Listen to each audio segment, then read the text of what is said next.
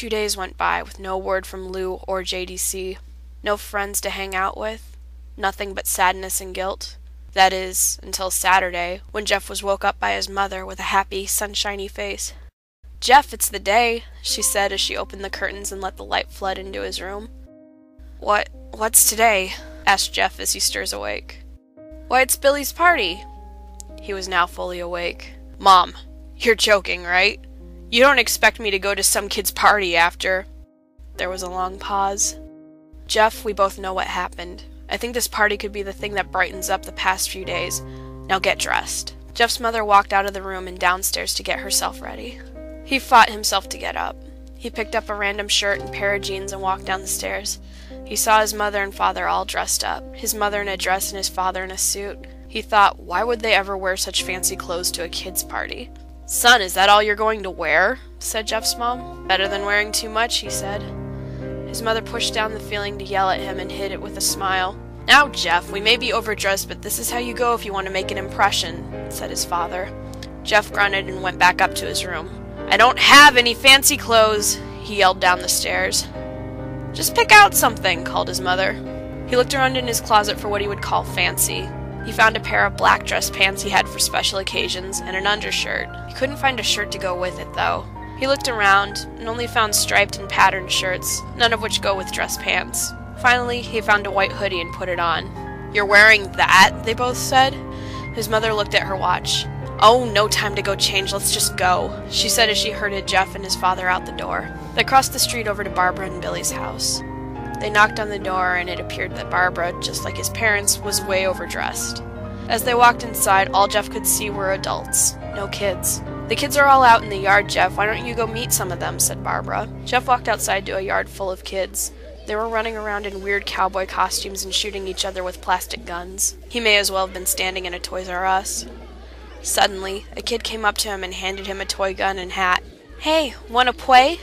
he said. No, I'm way too old for this stuff."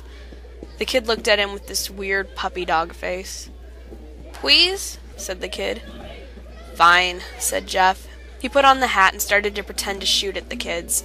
At first, he thought it was totally ridiculous, but then he started to actually have fun. It may not have been super cool, but it was the first time he had done something that took his mind off of Lou, so he played with the kids for a while, until he heard a noise. A weird rolling noise. Then it hit him. Randy, Troy, and Keith all jumped over the fence on their skateboards. Jeff dropped the fake gun and ripped off the hat. Randy looked at Jeff with burning hatred. "Hello, Jeff, is it?" he said. "We have some unfinished business." Jeff saw his bruised nose. "I think we're even. I beat the crap out of you, and you get my brother sent to JDC. Randy got an angry look in his eyes. "Oh no, I don't go for even. I go for winning. You may have kicked our asses that one day, but not today." As he said that, Randy rushed Jeff. They both fell to the ground. Randy punched Jeff in the nose, and Jeff grabbed him by the ears and headbutted him. Jeff pushed Randy off of him, and both rose to their feet. Kids were screaming, and parents were running out of the house. Troy and Keith both pulled guns out of their pockets. "No one interrupts or guts will fly," they said. Randy pulled a knife on Jeff and stabbed it into his shoulder. Jeff screamed and fell to his knees. Randy started kicking him in the face. After 3 kicks, Jeff grabbed his foot and twisted it, causing Randy to fall to the ground.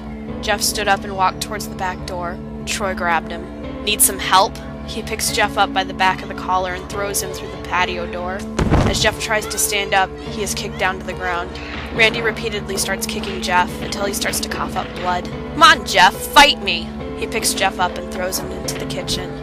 Randy sees the bottle of vodka on the counter and smashes the glass over Jeff's head. "Fight!" He throws Jeff into the living room. "Come on, Jeff, look at me!" Jeff glances up, his face riddled with blood. "I was the one who got your brother sent to JDC, and now you're just gonna sit here and let him rot away there for a whole year? You should be ashamed." Jeff starts to get up. "Oh, finally! You stand and fight!" Jeff is now to his feet, blood and vodka on his face. Once again, he gets that strange feeling, the one in which he hasn't felt for a while. "Finally, he's up," says Randy as he runs at Jeff. That's when it happens. Something inside Jeff snaps. His psyche is destroyed. All rational thinking is gone. All he can do is kill. He grabs Randy and pile drives him to the ground. He gets up on top of him and punches him straight into the heart. The punch causes Randy's heart to stop. As Randy gasps for breath, Jeff hammers down on him. Punch after punch. Blood gushes from Randy's body until he takes one final breath and dies. Everyone is looking at Jeff now. The parents, the crying kids, even Troy and Keith, although they easily break from their gaze and point their guns at Jeff. Jeff sees the guns trained on him and runs for the stairs. As he runs, Troy and Keith let out fire on him, each shot missing. Jeff runs up the stairs. He hears Troy and Keith follow up behind. As they let out their final rounds of bullets, Jeff ducks into the bathroom. He grabs the towel rack and rips it off the wall. Troy and Keith race in, knives ready. Troy swings his knife at Jeff, who backs away and bangs the towel rack into Troy's face. Troy goes down hard, and now all that's left is Keith. He is more agile than Troy, though, and ducks when Jeff swings the towel rack. He dropped the knife to the ground and grabbed Jeff by the neck. He pushed him into the wall. A thing of bleach fell down on top of him from the top shelf. It burnt them both, and they both started to scream. Jeff wiped his eyes as best he could. He pulled back the towel rack and swung it right into Keith's head. As he lay there, bleeding to death, he let out an ominous smile. "What's so funny?" asked Jeff. Keith pulled out a lighter and switched it on. "What's funny," he said, "is that you're covered in bleach and alcohol." Jeff's eyes widened as Keith threw the lighter at him. As soon as the flame made contact with him, the flames ignited the alcohol in the vodka. While the alcohol burned him, the bleach bleached his skin. Jeff let out a terrible scream as he caught on fire. He tried to roll out the fire, but it was no use. The alcohol had made him into a walking inferno. He ran down the hall and fell down the stairs. Everyone started screaming as they saw Jeff, now a man on fire, drop to the ground, nearly dead. The last thing Jeff saw was his mother and other parents trying to extinguish the flame. That's when he passed out. When Jeff woke, he had a cast wrapped around his face. He couldn't see anything, but he felt a cast on his shoulder and stitches all over his body.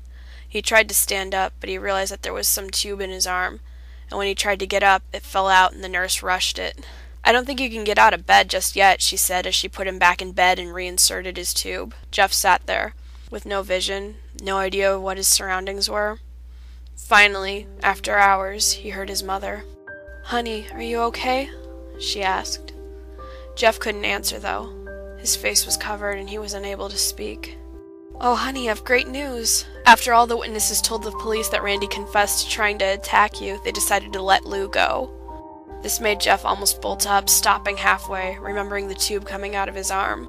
"He'll be out by tomorrow, and then you two will be able to be together again." Jeff's mother hugs Jeff and says her goodbyes. The next couple of weeks were those where Jeff was visited by his family. They came the day where his bandages were to be removed. His family were all there to see it, what he would look like. As the doctor unwrapped the bandages from Jeff's face, everyone was at the edge of their seats. They waited until the last bandage holding the cover over his face was removed. "Let's hope for the best," said the doctor. He quickly pulls the cloth, letting the rest fall from Jeff's face. Jeff's mother screams at the sight of his face. Lou and Jeff's dad stare, awestruck at his face. "What? What happened to my face?" Jeff said. He rushed out of bed and ran to the bathroom. He looked in the mirror and saw the cause of distress. His face, it was horrible. His lips were burnt to a deep shade of red. His face had turned a pure white color, and his hair had been singed from brown to black. He slowly put his hand on his face. It had a sort of leathery feel to it now. He looked back at his family, then back at the mirror. "Jeff," said Lou, "it's not that bad." "Not that bad?" said Jeff. "It's perfect." His family were equally surprised. Jeff started laughing uncontrollably. His parents noticed that his left eye and hand were twitching. Jeff? Are you okay?" "Okay. I've never felt more happy. Look at me. This face goes perfectly with me." He couldn't stop laughing. He stroked his face, seeing it, looking at it in the mirror. What caused this? Well, you may recall that when Jeff was fighting Randy, something in his mind, his sanity, snapped. Now he was left as a crazy killing machine. That is, his parents didn't know. "Doctor," said Jeff's mom, "is my son all right? You know, in the head?" "Oh yes. This behavior is typical for patients who have taken very large amounts of painkillers. If his behavior doesn't change in a few weeks, bring him back here, and we'll give him a psychological test." "Oh, thank you, doctor." Jeff's mom went over to Jeff. "Jeff, sweetie, it's time to go." Jeff looks away from the mirror, his face still formed into a crazy smile. "'Kay, Mommy." His mother took him by the shoulder and took him to get his clothes. "This is what came in," said the lady at the desk. Jeff's mom looked down to see the black dress pants and white hoodie her son wore. Now they were clean of blood and stitched together. Jeff's mother led him to his room and made him put his clothes on. Then they left, not knowing that this was their final day of life.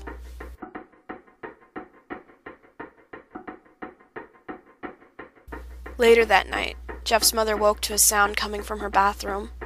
It sounded as if someone was crying. She slowly walked over to see what it was.